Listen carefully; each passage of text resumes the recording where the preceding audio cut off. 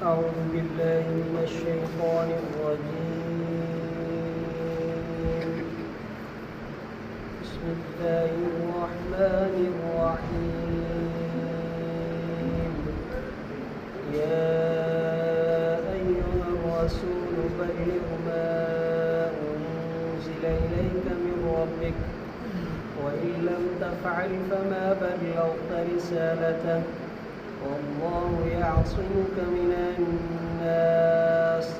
إن الله لا يهدي القوم الكافرين.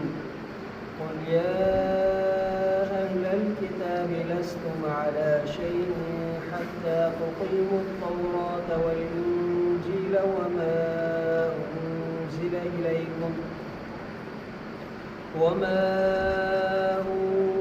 إليكم من ربكم وليزيدن كثيرا منهم ما أنزل إليك من ربك طغيانا وكفرا فلا تأس على القوم الكافرين.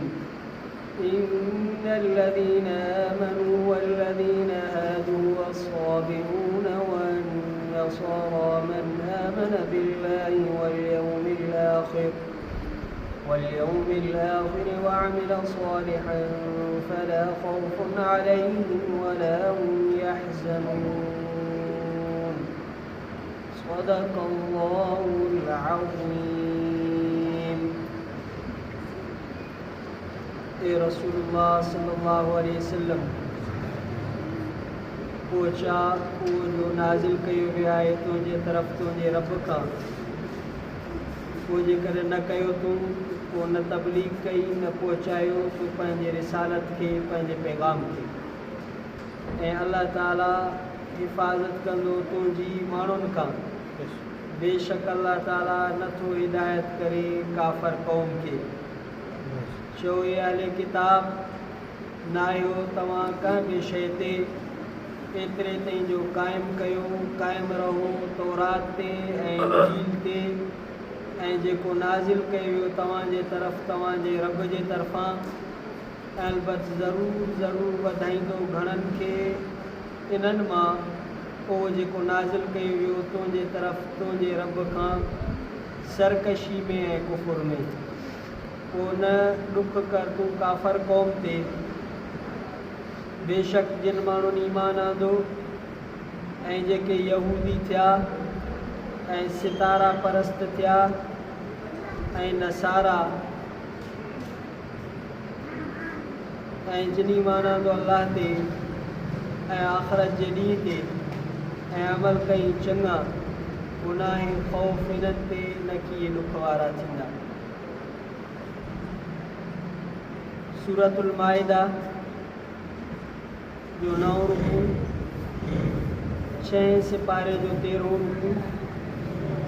آیت نمبر 66 کھاں آیت نمبر 69 تائیں ان رکوع جو یہ چند آیتوں تلاوت کیوں سے انہن جو لفظی ترجمو پڑھے سے انہن آیات جو تفسیر معرف القرآن جلد نمبر 3 صفحہ نمبر 194 کا آیات جو تفسیر ہن ریتا ہے. پہلی آیت میں اللہ تعالی حضور انور علیہ السلام کے تسلی دیندے فرمایو جیکو کچھ اللہ تعالیٰ جے طرفوں تو تے نازل کیو ویا ہے ان جی تبلیغ کر. مانو بھلی مخالفت کن مانو بھلی چھا بھی چون تو ان جی تبلیغ کر. جے کرے تبلیغ رسالت نہ کئی تو وہ اللہ تعالیٰ جے پیغام نہ پہنچائی پنجو فرض پیغمبری پورو نہ کئی. باقی ان موقع تے جے کہ مخالفتوں تھینیوں رکاوٹوں پیدا تھینیوں دشمنیوں تھینیوں واللہ یعصمک من الناس اللہ سے حفاظت فرمائیے. گویا کہ ان آیت جے نزول کا پوئے پان کریم صلی اللہ علیہ وسلم حجۃ الوداع جو خطبو جيڪو سيدن جو مشهور ہے اسلام جو آئین ऐं دستور हुयो پان کریم صلی اللہ علیہ وسلم صحابہ جے مجمع جے ساموں ہدایات ارشاد فرمایوں ऐं पोइ फरमायो अला हल बल्लगतु छा मां तबलीग कई छा मां अल्लाह जो पैगाम पहुचायो सहाबा रिज़वानुल्लाह अलैहिम अजमईन अर्ज़ कयो साईं तव्हां ज़रूरु पहुचाए छॾियो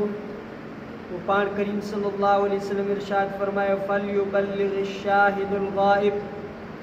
अॼु जेके माण्हू हिन मजमा में हाज़िर आहिनि उहे गाइबीन ताईं मुंहिंजी ॻाल्हि पहुचाइनि गाइबीन मां उहे माण्हू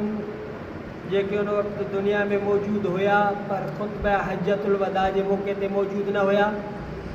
उहे मुराद आहिनि या गाइबीन मां उहे माण्हू मुराद आहिनि जेके अञा ताईं पैदा ई न थिया हुआ नबी सल्लल्लाहु अलैहि वसल्लम गोया के पंहिंजे दीन जी तबलीग नशर व इशाअत हज़रात सहाबा इकराम खे हुकुम फरमायो त इहो मुंहिंजो दीन पहुचाए ॾियो तंहिंजे करे हदीस पाक में ईंदो आहे बल्लिगू अन्नी वलो आया मुंहिंजे दीन जी हिकिड़ी आयत बि तव्हां ताईं पहुती हुजे उनजी बि तबलीग कयो माण्हुनि ताईं पहुचायो पोइ सहाबा इकराम रिज़वानुल्लाह अलैहिम अजमईन दीन पहुचायो तबलीग कई इशाअत कई नशर व इशाअत कई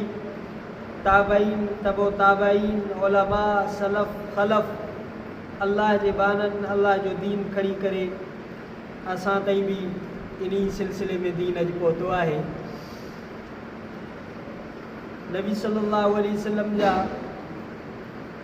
सहाबा इकराम नबी सल्लल्लाहु अलैहि वसल्लम खां उन्हनि खे जेको इल्मु मिलियो उहा ज़रूरु ॿुधाईंदा हुआ मतां असां खां इहा अमानत रहिजी वञे ऐं असांजी ज़िंदगी पूरी थी वञे इन जे मुतलिक़ सही बुखारी में हज़रत मुआज़ रज़ी अल्लाह ताला जी हिकिड़ी हदीस आहे हज़रत मुआज़ से अख़बर बिहा मुआज़ इंद मौती तअस्सुमन हज़रत मुआज़ साईं हिकिड़ी हदीस पंहिंजे मौत जे वक़्तु बयानु फरमाई मतां इहा अमानत रहिजी वञे ऐं मूंखे गुनाह मिले तंहिंजे करे मौत जे वक़्तु बि इहा हदीस ॿुधाई ॿियो इन आयत में अल्लाह साईं फरमायो वल्लाहु यासिमुका मिनन्नास अल्लाह साईं तुंहिंजी हिफ़ाज़त कंदो माण्हुनि खां नबी सल्लल्लाहु अलैहि वसल्लम इन आयत जे नुज़ूल थियण खां पहिरियों चंद सहाबा इकराम साईं जन जे हिफ़ाज़त जे लाइ साईं जन सां गॾु हूंदा हुआ सफ़र में हज़र में पहरेदारी कंदा हुआ पाण करीम सल्लल्लाहु अलैहि वसल्लम ते जॾहिं इहा आयत नाज़िल थी त पाण करीम सल्लल्लाहु अलैहि वसल्लम उन्हनि खे इजाज़त ॾेई छॾी त बसि हाणे मुंहिंजे हिफ़ाज़त जी ज़िमेदारी अल्लाह साईं पाण खई आहे ऐं पाण करीम सल्लल्लाहु अलैहि वसल्लम हिकिड़ी हदीस में हज़रत हसन रज़ी अल्लाह ताला खां रिवायत आहे नबी सल्लल्लाहु अलैहि वसल्लम फरमायो जॾहिं मूंखे तबलीग रिसालत जा अहकाम मिलिया त मुंहिंजे दिलि में वॾी हैबत हुई हर तरफ़ खां माण्हू मुंहिंजे तकज़ीब ऐं मुखालिफ़त कंदा हुया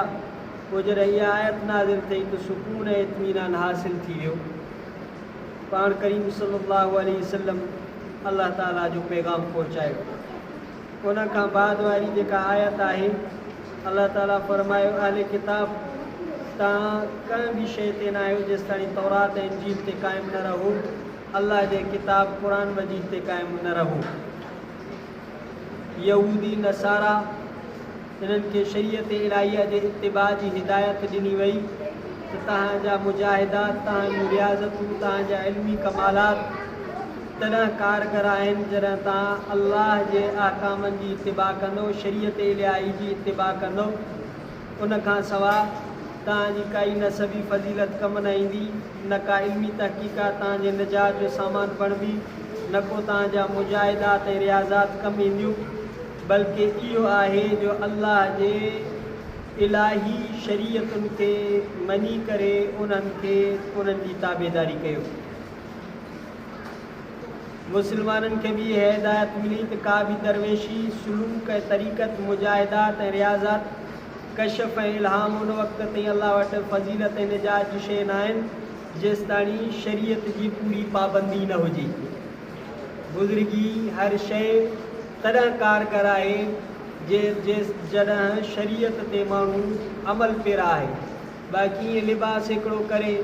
पटका लिबास शरीयत ते अमल ई न हुजे, अल्लाह जे अहकामनि ते अमल ई न हुजे, अल्लाह वटि इहा मक़बूल न आहे, मदार नजात न आहे। शरीयत इलाही जी पैरवी जे लाइ 3 शयुनि जी इत्तिबा ज़रूरी आहे। उन ज़माने में यहूदियुनि ऐं नसारनि खे पहिरियों तौरात पोइ इंजील नाज़िल तई, उन्हनि खे हुकुम हुयो त उन ते अमल कनि। उन खां बाद में हुज़ूर सल्लल्लाहु अलैहि वसल्लम जे बेसत खां पोइ अल्लाह ताला फरमाए मा उनज़िला इलैकुम मिन रब्बिकुम, जेको अल्लाह तव्हांखे किताब क़ुरान मजीद ॾिनो आहे इहो क़ाबिल अमल आहे, हाणे इन ते ई अमल करिणो पवंदो। हाणे कोई यहूदी चए त मां पंहिंजे तौरात ते अमल कयां, कोई नसारो चए त मां इंजील ते अमल कयां ऐं नजात मूंखे मिली वञे। हिन वक़्तु जेसि ताणी क़ुरान खे तस्लीम न कंदो, नबी सल्लल्लाहु अलैहि वसल्लम जे नबूवत खे ऐं ख़त्म नबूवत ते ईमान न आणींदो त हाणे जी नजात न थी सघंदी। पोइ कुझु वरी फितना पैदा थी पिया आहिनि। के माण्हू चवनि था त बसि क़ुरान ई क़ाबिल अमल आहे। हिकिड़ी हदीस पाक में आहे, नबी सल्लल्लाहु अलैहि वसल्लम जी हदीस आहे, अबू दाऊद में भी आहे, इब्न माजा में भी आहे, दारमी वग़ैरह में भी आहे। नबी सल्लल्लाहु अलैहि वसल्लम फरमायो त यादि रखो मूंखे क़ुरान ॾिनो विया, उन सां गॾु उन जे मिसाल मूंखे ॿिया बि इल्म ॾिना विया आहिनि। ईंदड़ ज़माने में ईअं थियण वारो आहे जो कोई पेट भरियल माण्हू राहत पसंदि माण्हू ईअं चवणु लॻंदा तव्हांखे सिर्फ़ु क़ुरान काफ़ी आहे, उन में जेको हलाल आहे सिर्फ़ु उनखे हलाल सम्झो, जेको उन में हराम आहे सिर्फ़ु उनखे हराम सम्झो। हालांकि हक़ीक़त इहा आहे जंहिं शइ खे अल्लाह जे रसूल सल्लल्लाहु अलैहि वसल्लम हराम कयो उहो बि ईअं हराम आहे जीअं अल्लाह ताला क़ुरान मजीद में हराम कयो। माना हिकिड़ा माण्हू मुनकिरीन हदीस आहिनि, नबी सल्लल्लाहु अलैहि वसल्लम जे अहादीस मुबारका जो इनकार कनि था, नबी सल्लल्लाहु अलैहि वसल्लम जे कौल ऐं फ़ेल जी चवनि था त ज़रूरत ई न आहे, बसि क़ुरान असां वटि काफ़ी आहे। क़ुरान असां सम्झिए ई नबी सल्लल्लाहु अलैहि वसल्लम जे हदीस मुबारक सां सम्झूं था। ईअं त क़ुरान शरीफ़ में निमाज़ुनि जो त हुकुम आहे, पर रकातूं मुअक्कद ग़ैर मुअक्कद फ़राइज़ सुनन वाजिबात इहे सभु असांखे सुन्नत मां मिलनि था। तंहिंजे करे नबी सल्लल्लाहु अलैहि वसल्लम जो हर कौल हर फ़ेल हर हदीस हुज़ूर सल्लल्लाहु अलैहि वसल्लम जी सही हदीस मुतवातिर हदीस मुस्लमान जे लाइ ज़रूरी आहे त उन ते अमल करे। अहकाम जा 3 क़िस्म आहिनि। वमा यंतिक़ु अनिल हवा इन हुव इल्ला वहयुन यूहा, नबी सल्लल्लाहु अलैहि वसल्लम पंहिंजे नफ़सानी ख़्वाहिश आधार कलाम न फरमाईंदा आहिनि। अल्लाह जे तरफ़ों वही हूंदो आहे। जिन हालात में रसूलुल्लाह सल्लल्लाहु अलैहि वसल्लम का ॻाल्हि पंहिंजे इज्तिहाद ऐं क़ियास जे ज़रिए फरमाई ऐं उहो बज़रिए वही पोइ अल्लाह ताला उन जे ख़िलाफ़ को हुकुम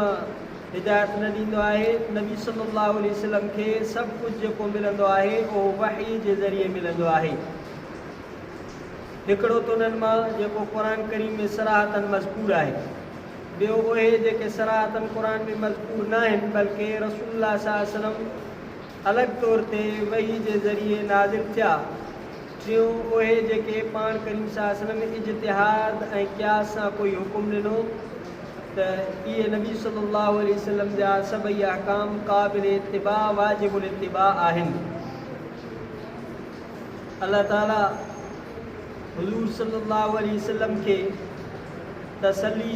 ॾींदे इरशाद फरमायो त तुंहिंजी सॼी ज़िंदगी असांजे हिफ़ाज़त में आहे। ऐं आख़िरी आयत जे आख़िरी हिस्से में अल्लाह ताला 4 क़ौमुनि जो बयानु कयो। अल्लज़ीना आमनू जेके मुस्लमान आहिनि, अल्लज़ीना हादू जेके यहूदी आहिनि, साबिऊन जेके साबई आहिनि,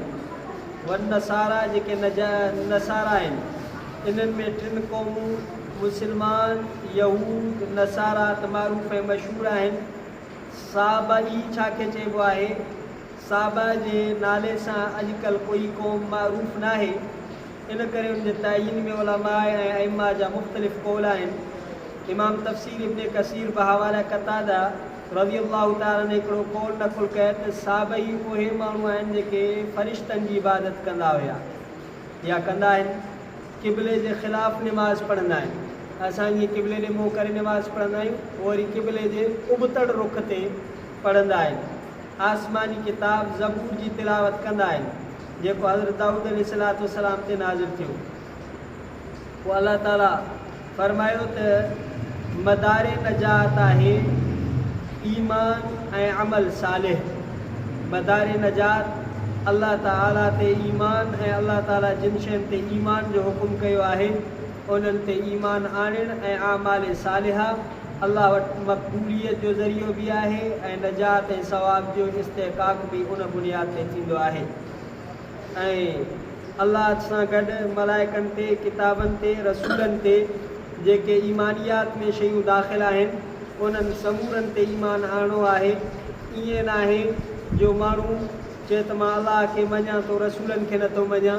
त इहो ईमान नाहे। ईमानियात में जेके शयूं अल्लाह ताला बयानु फरमायूं आहिनि उन्हनि समूरनि ते ईमान आणो आहे। तेसिताईं रुकूअ जूं चंद आयतूं तिलावत कयूंसीं उहे पूरियूं थियूं। इंशा अल्लाह ताला ज़िंदगी रही सुभाणे रुकूअ जो रहियल हिसो तिलावत कंदासीं ऐं उन्हनि जी तफ़सीर पढ़ंदासीं। रब्बना आतिना फ़िद दुनिया हसनतन व फ़िल आख़िरति हसनतन सल्लल्लाहु तआला अला खैरि ख़ल्क़िही वसल्लम अला आलिहि वसहबिहि ला इलाहा इल्लल्लाह मुहम्मदुर रसूलुल्लाह।